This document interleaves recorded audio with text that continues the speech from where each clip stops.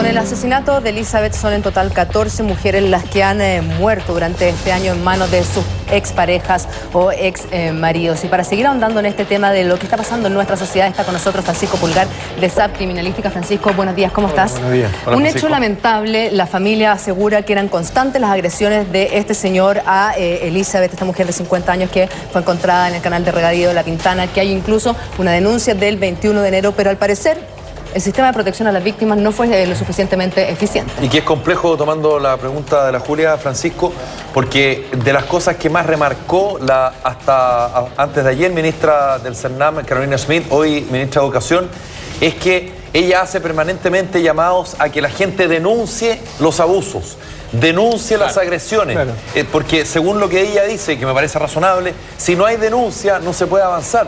Pero este es otro caso más donde la denuncia ya se había hecho y donde las agresiones eran pan de cada día. Claro, es que el punto acá, como Julia lo dice, es penosa la situación, pero más penosa y más aterrador el sistema actual que hoy hay para proteger, entre comillas, a estas víctimas de femicidio o de agresiones.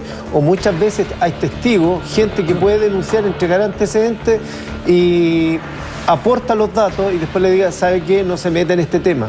Y ojo, y hay que hacer la diferenciación en lo siguiente, que tenemos 14 femicidios, pero hay otros que son parricidios, mujeres acusadas de haber matado a su marido, pero nadie se da el tiempo tampoco de investigar si ellas sufrían violencia, y por eso en un acto de defensa terminan asesinando a su pareja. Ahora, en el caso puntual de esta señora Elizabeth, de 50 años, ella desaparece el 7 de abril. La familia sabía que algo malo le había pasado debido a los antecedentes de violencia intrafamiliar.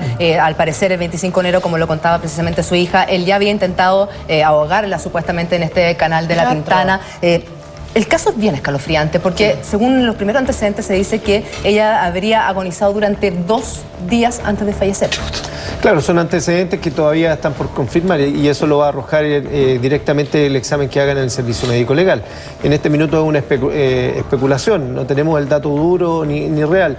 Pero es grave, como lo dices tú, que la denuncia fue hecha hace harto tiempo. Tú te das cuenta que no existen protocolos para búsqueda de personas desaparecidas, a menos que sea de carácter importante.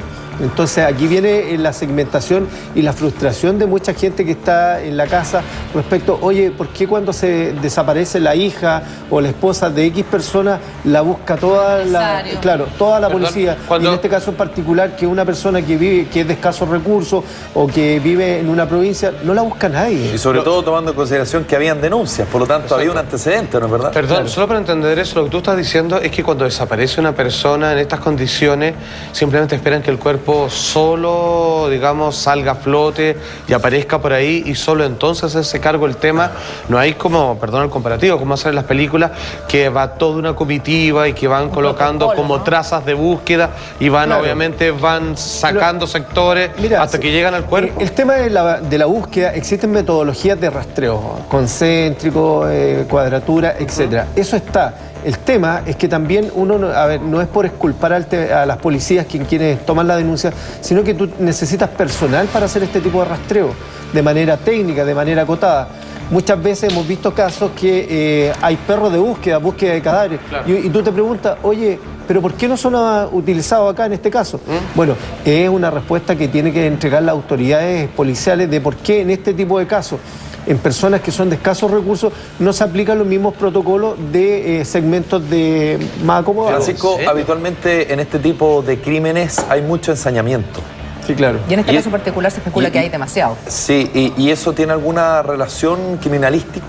¿Hay algún patrón de comportamiento? Relación patológica puede haber, porque hay que empezar a analizar, y eso lo hacen los psicólogos y los psiquiatras, respecto a algún tipo de trastorno que pudiese tener el victimario. En este caso en particular, basta que el consumo de droga, alcohol, active una parte de su cerebro y lo haga generar esta patología, entre comillas, psicopática, y tomar a esta persona, como lo atendimos una vez, como un mueble. Lo que pasa con los descuartizadores. Los descuartizadores ven a la otra persona, o sea, no sienten empatía, no sienten dolor por la otra persona, no sienten pena. Alguno. Y empiezan a cortar. No, claro, lo empiezan a cortar o a desarmar como un mueble. O sea, no y ahí tienen... se entiende el ensañamiento, no lo ve como su pareja o su expareja a esta señora Elizabeth, sino la ve básicamente como un objeto. Una posesión en este caso. Una posesión. Claro, y no es un ensañamiento, sino que te vuelvo a entender, ellos lo ven el cuerpo como un objeto, por eso lo pescan, lo cortan, lo pueden maltratar. Esta misma persona, si se llega a confirmar que agonizó dos días, claro, es un problema patológico. Ahora, Francisco, un tema que nos llama mucho la atención es que durante el último tiempo los temas del femicidio y la violencia intrafamiliar contra la mujer ha sido un tema que se ha hablado ampliamente en todos los aspectos de nuestra sociedad. Con campaña gubernamental. Con campaña, efectivamente, con mucha destinación de recursos. En el CERNAM cuenta con 94 centros alrededor de nuestro país, efectivamente, para proteger a la víctima. Se habla de las medidas cautelares, de la ronda carabineros, las órdenes de restricción hacia el supuesto agresor. Se habla de muchas cosas, pero si nos vamos a la cifra fría y concreta, finalmente vemos que este año llevamos 14 femicidios a esta fecha, lo mismo que el año pasado. ¿Qué es lo que está pasando? ¿Qué es lo que está fallando que finalmente no podemos hacer que disminuya la violencia contra la mujer y los femicidios puntualmente? ¿Y qué debe hacer una mujer que está viendo el programa o una hermana?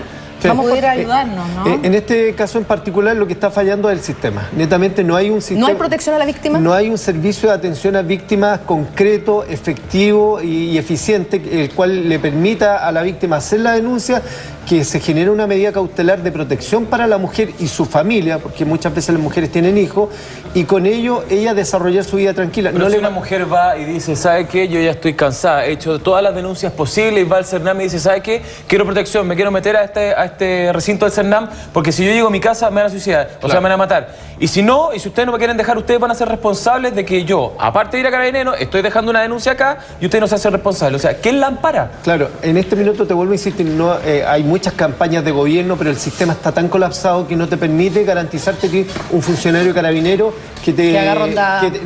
Y aparte que te haga ronda, que te geste una persona de punto fijo. Si la ronda tampoco te sirve, si el victimario tampoco es tonto, o sea, va a dejar que pase el funcionario y se va a meter a la casa. Bueno, hay dos casos que ocurrieron precisamente hace alrededor de un mes, uno de una mujer que había hecho constante denuncia, efectivamente, y que en el minuto que vence el plazo de orden de restricción del agresor, que fue en febrero, ella no va a renovarlo y en marzo finalmente, lamentablemente, fallece. Y el otro caso es de la mujer que hace la denuncia y va a buscar algunas cosas de su casa para irse finalmente, porque le aconsejan irse porque podía volver el agresor, y ella puntualmente en este trayecto no le avisa a nadie que va a la casa, y ahí es donde la pilla el victimario. Entonces hay una serie de medidas que decimos, pero a ver, ¿qué es lo que está faltando? ¿Cómo podemos hacer que esto de verdad funcione? ¿Cómo podemos proteger a las mujeres de verdad contra la violencia intrafamiliar y por sobre todo contra los femicidios? Porque vemos que las rondas de carabineros no son suficientes, no hay el suficiente personal, finalmente el victimario se las arregla, se las ingenia. Vemos que aquí, en este caso de La Pintana, los familiares, los cercanos, los vecinos estaban al tanto de lo que estaba sucediendo y ya la habían defendido en otra oportunidad.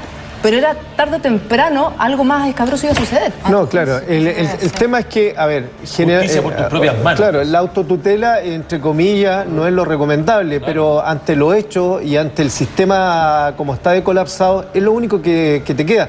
Entre comillas, lo único recomendable para las dueñas de casa y sobre todo aquellas que conocen algún tipo de violencia intrafamiliar o maltrato, uno es denunciar. El protocolo debe estar, porque en el caso de que no se produzca un femicidio, sino que se transforme en un parricidio... O sea, que ella finalmente zafe y bueno, por la desesperación, mate finalmente al agresor. Tenga el argumento legal para decir, ¿sabe qué? Yo no daba más y tuve que defenderme. Y pasó con la parricida de la Florida, la de Peñalolén, que en los dos casos trabajé yo, donde pudimos acreditar violencia por parte de las supuestas víctimas contra las mujeres. Entonces el llamado es que hagan la denuncia, que se genere esta autotutela, pero por personas vecinas, que gesten algún tipo de medida de seguridad. De protección a nivel vecinal. Justamente, o si tiene la posibilidad de cambiarse de casa o irse a donde los padres o algún familiar, que lo haga, porque en este minuto va a quedar totalmente desprotegida. Francisco, el tema no es tan fácil también, porque según los mismos estudios del CERNAM, una mujer se demora alrededor de 7 años en denunciar y en aceptar finalmente el agresor.